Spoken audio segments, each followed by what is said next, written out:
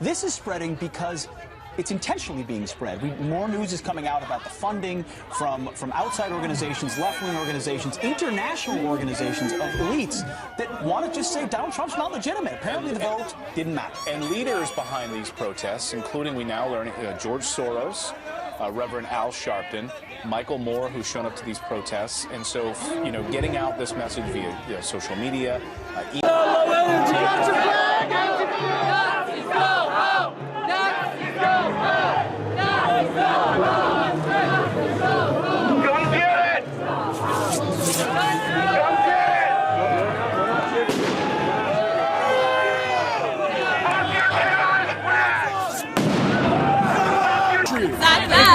How many fucking countries are we occupying right now? Answer that! For that flag! Answer that! How many Native Americans died for that flag? Answer that! How many? How many? Answer!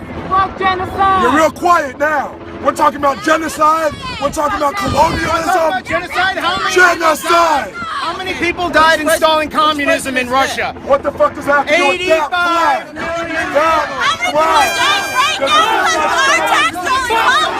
How many people died right now because of our taxes? No,